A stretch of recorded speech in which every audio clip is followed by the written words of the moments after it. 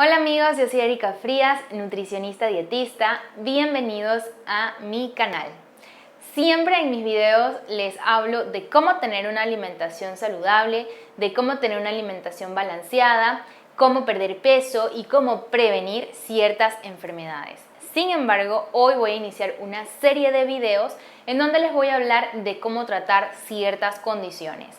No había hecho esto antes por el simple hecho de que cada persona es diferente, hay que tener en cuenta si la persona toma algún medicamento, qué medicamentos está tomando, obviamente los gustos de las personas, pero lo importante también es las contraindicaciones que puedan existir.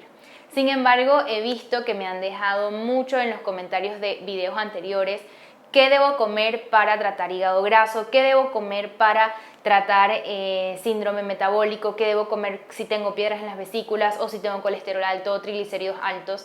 Así que por eso he decidido hacer una serie de videos que voy a empezar hoy con una lista de reproducción aparte en donde voy a hablar de cómo tratar ciertas condiciones a nivel nutricional.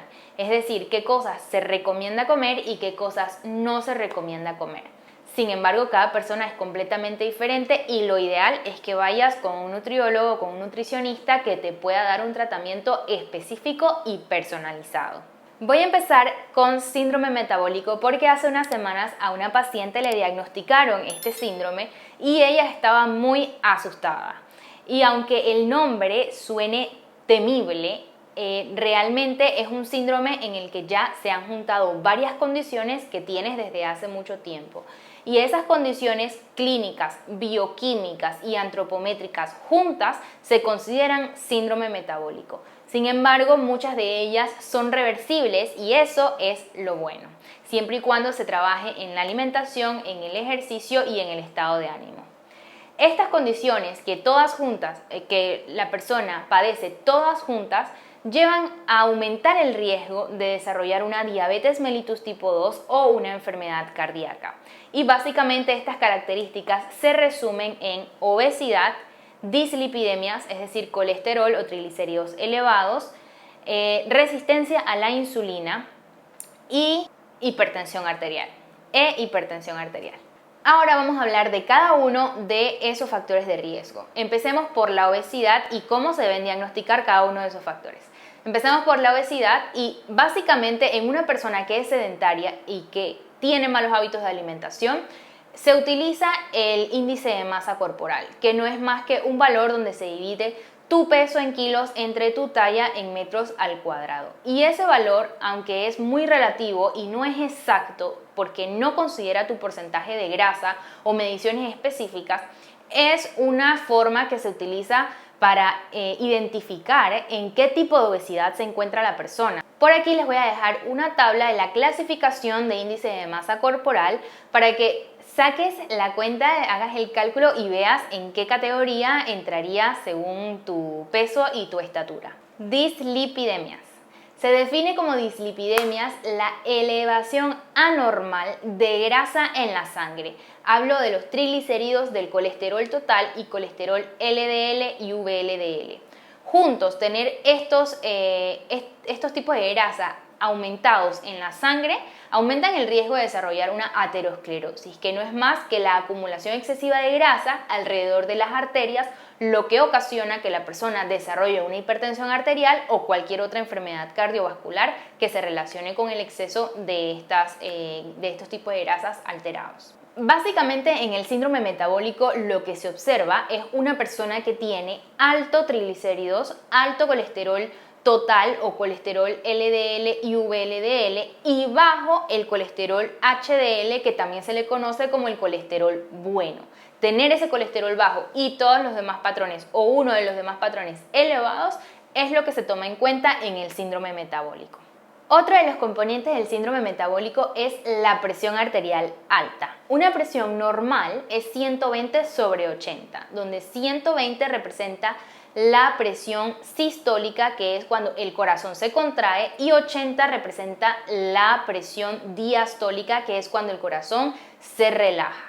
Se considera hipertensión arterial según la Asociación Americana del Corazón cuando estos valores están por encima de 130/85. Lo siguiente es la resistencia a la insulina. Tienes que tener claro que para que una persona te diagnostique resistencia a la insulina, te tienen que haber hecho un examen bioquímico, un examen de sangre donde salga que tus niveles de glucosa en ayunas están por encima de 100. Una de las principales causas de la resistencia a la insulina es el sobrepeso y la obesidad. Y aunque para ser diagnosticada como resistencia a la insulina te tienen que haber hecho un examen de sangre, también hay ciertos factores visibles, físicos, que uno puede ver y darse cuenta que la persona ya está teniendo una resistencia a la insulina grave o severa, a punto de desarrollar una diabetes. Y estoy hablando específicamente de la acantosis nigricans. Estas son algunas marcas que se van apareciendo en las articulaciones o en el cuello, en las axilas, en las rodillas, en la entrepierna, que son unas manchas muy oscuras y que se van oscureciendo más con el paso del tiempo. Y por más que te apliques cremas, que te hagas tratamientos, esas manchas o exfoliantes, esas manchas no van a desaparecer porque es un signo de que hay una resistencia a la insulina y que es algo interno de tu cuerpo. Y una vez que la persona empieza a cambiar su manera de alimentarse, esas manchas van a ir disminuyendo con el tiempo. Como hemos visto, el síndrome metabólico se compone de diversos factores y a nivel internacional ya se han hecho guías para poder determinar cuáles son los factores en el que una persona se diagnosticaría con síndrome metabólico. Y lo bueno, como dije al inicio, es que muchos de estos son reversibles. Perímetro de cintura o perímetro abdominal mayor a 102 centímetros en hombres y mayor a 88 centímetros en mujeres. Presión arterial mayor o igual a 130/85 o una persona que ya ha sido diagnosticada de hipertensión arterial. Triglicéridos igual o mayor a 150 miligramos por decilitro. Colesterol bueno o colesterol HDL debajo de 40 miligramos por decilitro en hombres y debajo de 50 miligramos por decilitro en mujeres.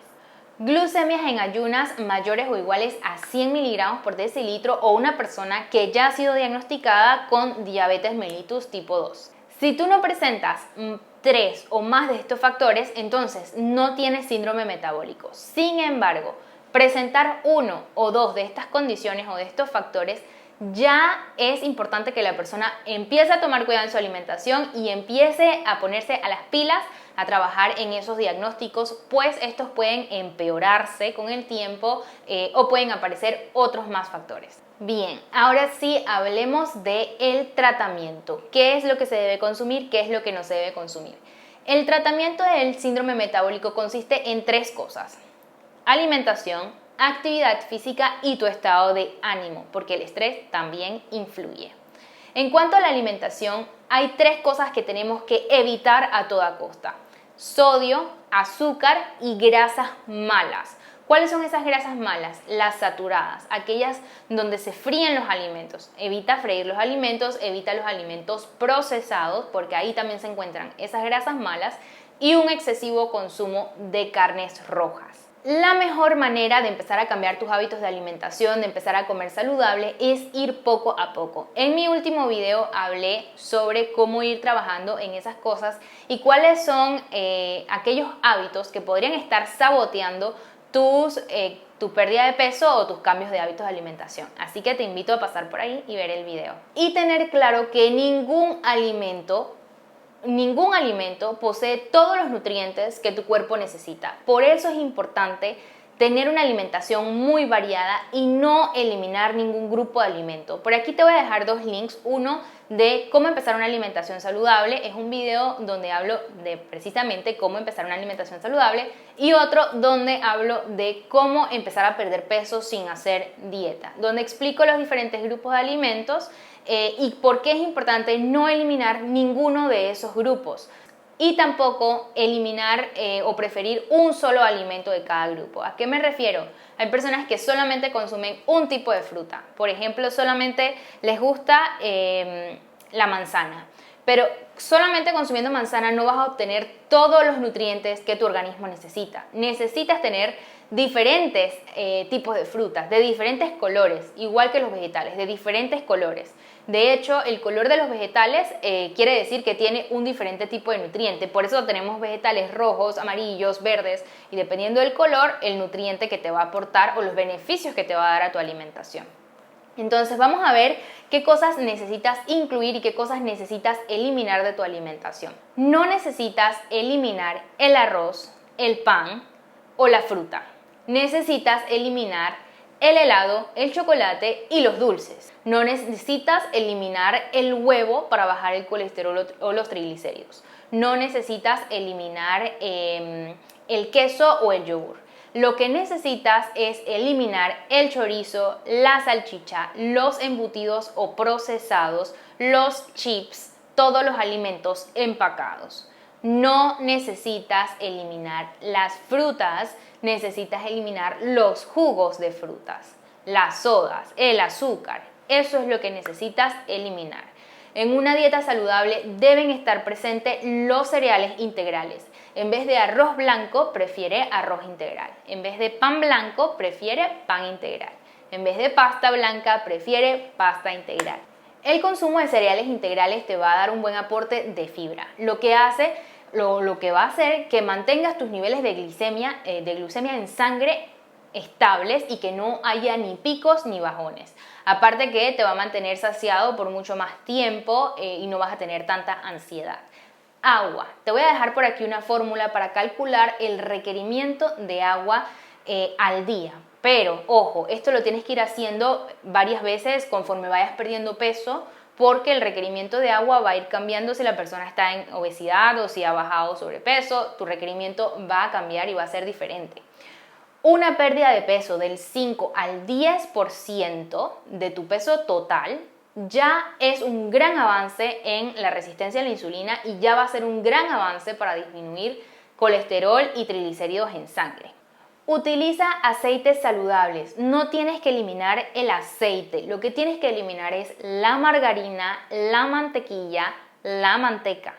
Empieza a utilizar aceite de oliva, el aceite de aguacate, a comer nueces, las pepitas de marañón o las semillas de anacardo, las almendras, las semillas de chía, la linaza es un superalimento y el aguacate. Ahora, trata de comer lo más natural posible y de disminuir la cantidad de alimentos empacados que estás consumiendo. Tengo un video de cómo hacer un supermercado saludable, de cómo tener una alimentación más limpia yendo al supermercado, cómo debe estar tu lista de compras. Entonces ve a ver ese video porque ahí hablo de cómo identificar cuando un alimento viene alto en azúcares o cuando viene con muchos ingredientes que no son tan saludables. También evita consumir tanto sodio. No tienes que eliminar la sal que le echas a tus comidas, pero lo que tienes que eliminar son los calditos, los cubitos, las pastas, las sopitas y todos los condimentos o aderezos artificiales. Ahora, si regresamos a la parte donde mencioné cuáles son los factores o las características que juntas forman el diagnóstico de síndrome metabólico, te vas a dar cuenta que el perímetro abdominal es reversible. Disminuir triglicéridos de colesterol es reversible. Aumentar el colesterol HDL, que es el colesterol bueno, es posible. Disminuir la presión arterial si no es que ya tuviste un diagnóstico de hipertensión, es posible, es reversible. Y disminuir la resistencia a la insulina es posible si todavía no has desarrollado una diabetes. Entonces, ponte a pensar que todo esto, que este diagnóstico que te acaban de dar, hay muchos de los factores en los que puedes trabajar que son reversibles y estás a tiempo. Y bueno amigos, esto ha sido todo por el video de hoy. Espero que les haya gustado. Si tienes alguna condición específica y te gustaría que hablara sobre la alimentación en esa condición, déjamelo saber en los comentarios para yo considerarlo dentro de esta nueva serie de videos que voy a hacer. Les tengo una buena noticia y es que finalmente me he creado mi cuenta de TikTok, entonces los espero por allá, es Nutri Erika Frías. Todavía estoy aprendiendo a usarla, entonces estoy paso a paso, pero ya empecé a subir algunas cosas y también me puedes seguir en mi cuenta de Instagram @hablemosnutrición, donde siempre subo consejos de nutrición, de alimentación saludable. Cualquier información sobre mis servicios están en mi página web. Nos vemos hasta la próxima. Chao.